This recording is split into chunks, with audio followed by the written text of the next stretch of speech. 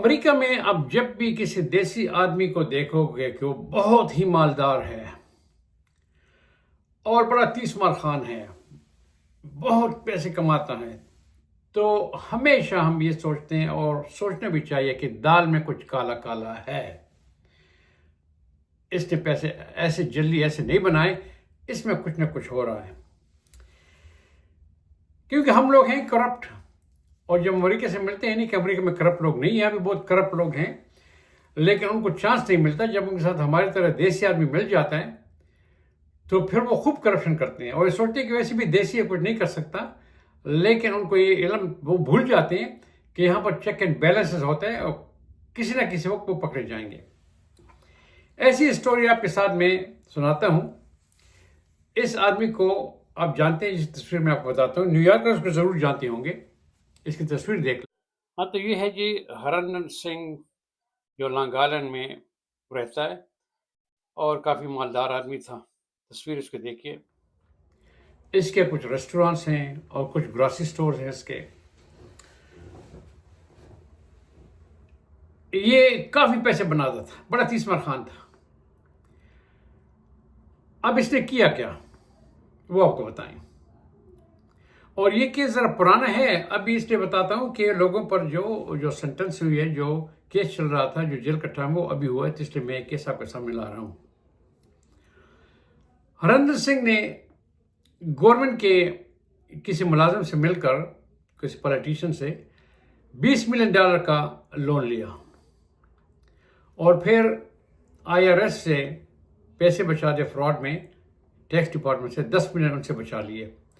لوگوں کو بغیر پیسوں کے کیش پہ کام دیا کرتا تھا، چیک نہیں دیا کرتا، تاکہ اس کے ٹیکس پہ پیسے بچ جائیں، اور ان کی تنخواہ بھی حکومت کی جو ریکوائرمنٹ تھی، جو سٹینڈرڈ، اس سے کم دیتے تھے۔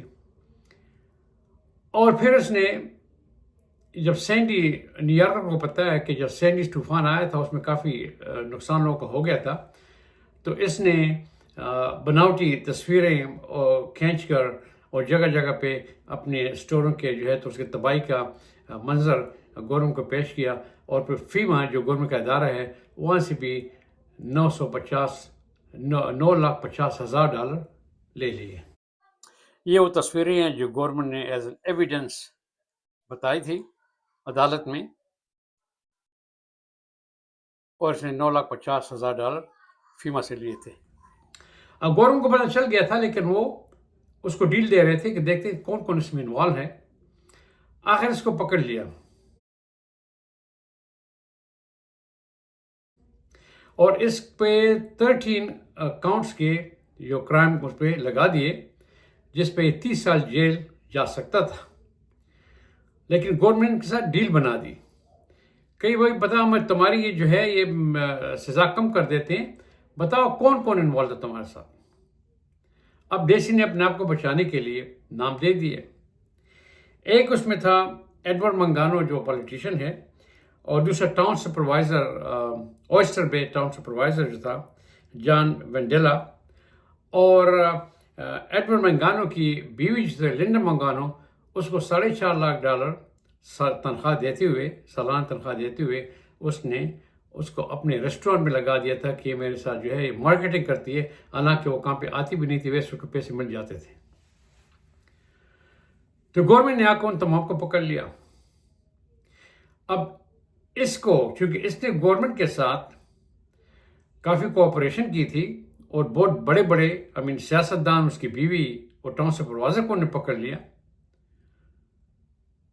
تو اس کو 4 سال کی سزا ہوئی، حالانکہ اس کو 30 سال کی ہونی چاہیے تھی، اور وہ منگانو کو 12 سال کی، اس کی بیوی کو 15 مہینے کی، اسی طرح، کیونکہ گورنمنٹ ان کے پیچھے تھی، ان کو 4-5 گنا زیادہ سزا ہوئی، اس کو 4 سال کی سزا ہوئی، اور اس نے گورنمنٹ کو ابھی $22 ملین واپس بھی دینے ہیں۔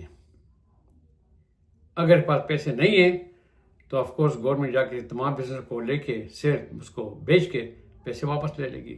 تو یہ دیکھیے کہ جب آپ یہاں پہ آئے ہو، آپ کے ریسٹورینٹس ہیں، آپ کے گروسری اسٹور ہیں، اچھے خاصے پیسے بنا رہے ہو، بھائی آپ کی عمر بھی اتنی ہو گئی ہے، تو آرام سے ریٹائر ہو جاؤ، بیٹھ جاؤ، کسی اور غریبوں کی مدد کر سکتے ہو ٹھیک ہے، نہیں کرتے آرام سے اپنے دولار کو انجوائے کرو.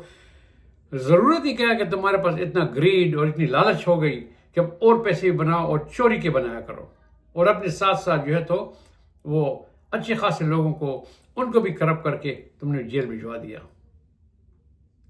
اسی قسم کے اور بھی کچھ کیسز جو میرے سامنے ہوئے تھے. ایک پاکستانی جو سٹاک مارکیٹ میں بہت بڑی بزنس تھی اس کی نیو یارک سٹی میں، اور وہ ملینز میں کماتا، اور ویسٹچسٹر میں اس کے بہت بڑی تقریباً 30-40 ملین ڈالر کی کوٹھی تھی. میں خود حیران تھا کہ یار ہم بھی تو یہاں پہ رہ رہے ہیں، یہ کیا کر رہا ہے، کیسے بنا رہا ہے. بعد میں پتہ چلا کہ اس کی جو ہے تو گولڈمن سیک میں ایک ایگزیکٹو تھی انڈین، اور میرے خیال یہ آدمی بھی انڈیا سے تھا. وہ اس کو انسائڈ انفارمیشن دیتی تھی جو بالکل انلیگل ہے. وہ انسائڈ انفارمیشن پہ پیسے بنایا کرتا تھا. وہ بھی جیل میں گئی، یہ بھی جیل میں گیا. تو بد کا انجام برا ہوتا ہے. یہاں رہتے ہوئے اگر آپ نے آپ کو صحیح سے چلا سکتے ہیں، کہتے ہیں sky is the limit. Sky is the limit اس وقت جب آپ جو ہے جینیون حقیقت میں اور آنیسٹلی پیسے بناتے ہو. آپ سے کوئی نہیں چھین سکتا، آپ بناؤ جتنے بنا سکتے ہو. لیکن ہم لوگ جب آتے ہیں تو ہم ہمیشہ کے بیک ڈور ڈھونڈتے ہیں. Back door.